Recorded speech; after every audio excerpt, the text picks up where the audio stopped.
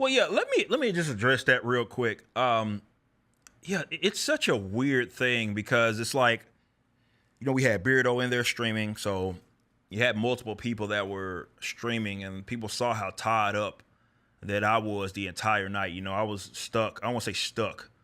Not the proper term. I was contained to this spot because I had to meet all these people. You guys saw the line, so it was weird seeing that. I guess some folks were confused and out of what happened, because I'll tell you this much from my perspective and from what I pick up. This is what I believe happened, or I won't say what I believe, what I'm being told that happened. So apparently there was a goofball at some point that was like outside, right? And remember, this is an RSVP event, so I'm assuming that it was always going to be rebel rousing regardless. So it was an RSVP event. You had to have your name and all that stuff. We had to have that documented before anybody was going to get let in, either way it goes. I mean, you have to do that stuff. I mean, you guys saw the line, and we don't want the event to be closed down for fire marshals. That's why we do the RSVP at those events. And yeah, apparently someone was rebel rousing outside, and the owners of the venue, right, told this person to leave. They gave him some rules or something like, hey, stay over there past that property line or something like that. And then they still kept like bothering, being annoying to like some of even like our patrons, or rather the people that were there coming to see us. And remember, right, we got kids and stuff there. They were like putting cameras up, and people like, it was weird, man, all around weird situation. Again, this is what I'm picking up. And then at some point, the owners, I guess, after trying to give the person a break, ended up calling the law boys. And the law boys got him out of there at some point. Funny thing is, I didn't know anybody got arrested outside the event until a fan actually came up to me and told me that was the case. And I was like, oh, well, sucks to suck, I guess. But, yeah, it's a weird thing. You got some people are like, Eric called the cops on someone. I'm like,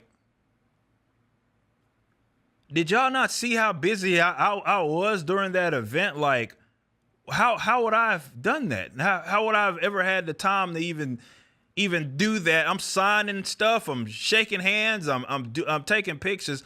And at no time did I have any, like, because to my knowledge, there were never any cops that were there that was physically in the actual event.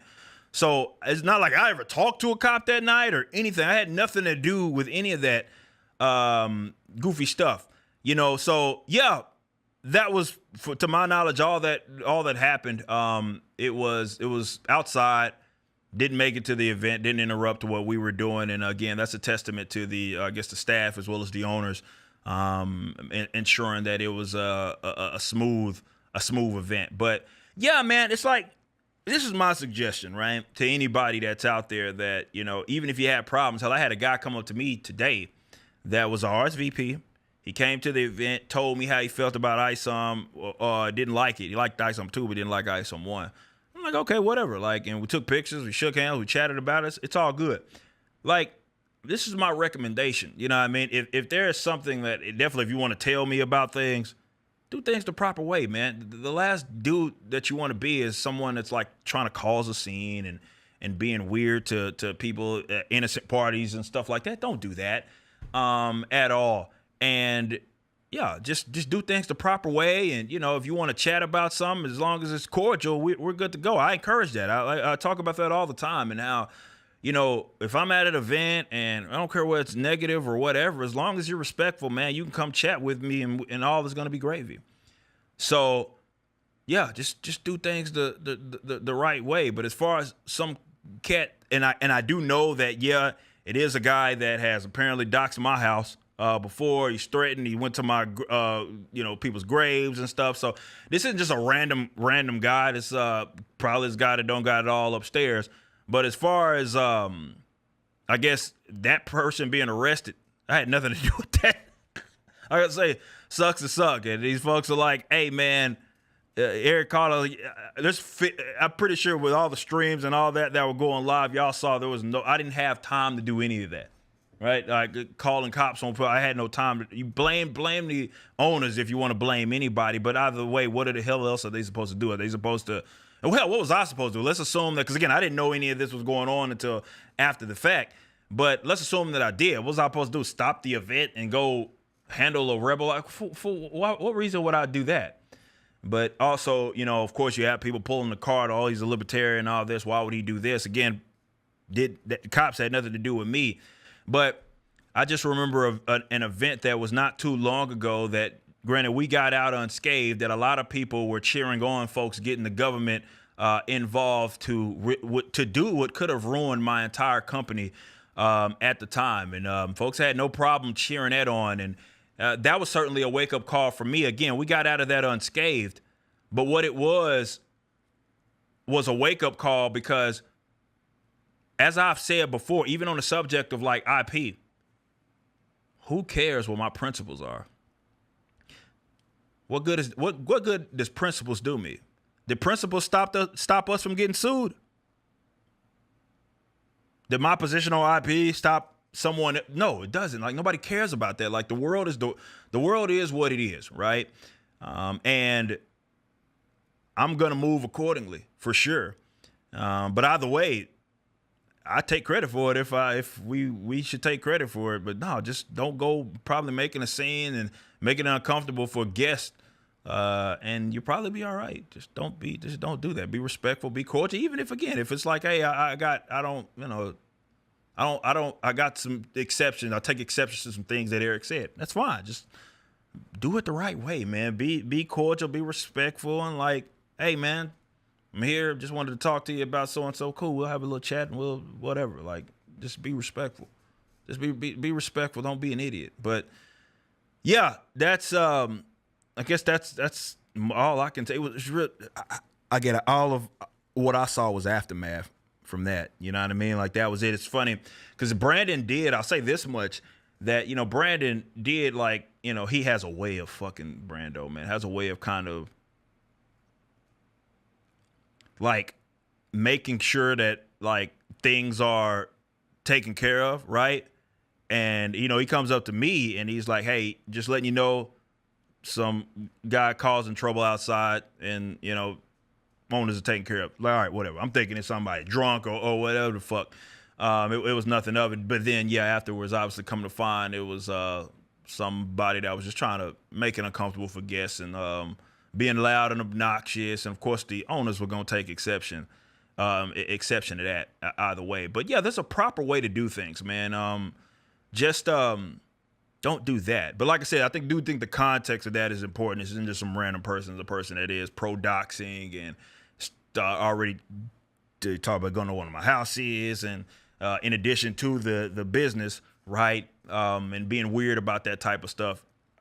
Again, involving innocent parties. And you got to understand what kind of event this is as well. We got kids there. My niece is right there. My wife is right there. Like, just trying to cause a scene. And you failed, but don't do that. Just do things the proper way, bro. Just definitely, if you want to come speak with me, just do it the proper way, and you'll be all right. So, yeah, that's all that happened out of that. Never, like I said, it was taken care of. I had nothing to do with anything other than showing love to our fans. That's what it's about. Maybe you called. Well, you got to understand. Who was that? Sander. You got to understand. Like, y'all know what this is. There's nothing that we could ever say. That would change people's minds. People's minds were made up regardless. It's the same circle of whatever's, man. So truth be damned, you can't change those people's minds at all. It sounds a lot better, even though it doesn't make sense. Like I said, I'm contained to one spot and I'm shaking hands and I'm taking pictures, all that. The fact that, I don't know, what do they think? I'll just run the police department or something like that, and I can just phone in and then how would that work anyway? Like, hey, arrest that person for fucking what? Like, you know what I'm saying? Like, what? Sorry, I don't have that type of pull. Definitely considering my comments, I doubt they're the biggest fans of me as well. But no, it's you can't convince people otherwise, man. It's just They're gonna believe what they're gonna believe, and let them do so. Truth is the truth, and we don't do that. Like I said, I don't run a business for people that despise me. I run it for my fans and obviously my employees. So, and look, we've said it before. Professionalism is so vital, man, for what I do now. You know, it's something that I've worked to get better at for sure, because it took some getting used to there for a while. You know, coming from being in almost I won't say exclusively in the YouTube space, never did that, but you know what I'm saying. Like doing all of that stuff was a big part of a chunk, let's say, of my YouTube career, if you want to call it that.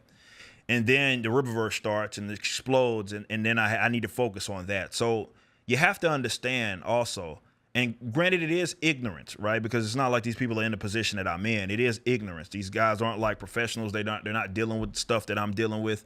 So I'm not gonna say I don't fault them, because, you know, it still is a choice. You can not be stupid. You can go learn about things. But in the same respects, in the eyes of most people, I will always be just a guy that was on YouTube talking shit about comics and stuff. That's all I ever be to them. So definitely crossing into a more professional territory, man. Guys, we've made like $10 million in the last 2 years. I haven't even been 2 years yet, bro. You see what I'm saying? Like, what I'm dealing with is beyond me sitting in a room recording videos. Like, it's a lot more on the line. I got other people's families, really, it's on the line, because I got all these employees, and then on top of that, you have a big customer base of people that look forward to doing what, or like, you know, being customers of the Riververse. That has to be my primary focus, and that looks a lot different than what we did, what I was doing like in the back in the gap, and I totally understand it, right? But to a lot of those guys, I will never be anything like that anymore. And they would love for me to engage in a lot of the foolery and the foolishness, which will require me to make my business not even secondary. It will require it to really put it on the back burner, and I just can't do that. I have to be a professional. I will continue to be one, and I will continue to grow and be a better one. But that's my focus. That'll be what I place emphasis on going forward. And I've long told y'all that. But for a lot of folks, they'll never get used to that. They will never. I'll always be a guy that's just talking a bunch of noise on YouTube about comic books and what's happening in pop culture and politics, and that's all I ever be. Not an actual businessman that is running a multi-million-dollar comic book company, a publishing company with an animation studio, and I got to move like that. I'm sorry. Actually, I'm not sorry, but you get what I'm saying. I can't. There's some expectations that maybe you want me to live up to that I just will never be able to live up to, because those days are long gone, bro.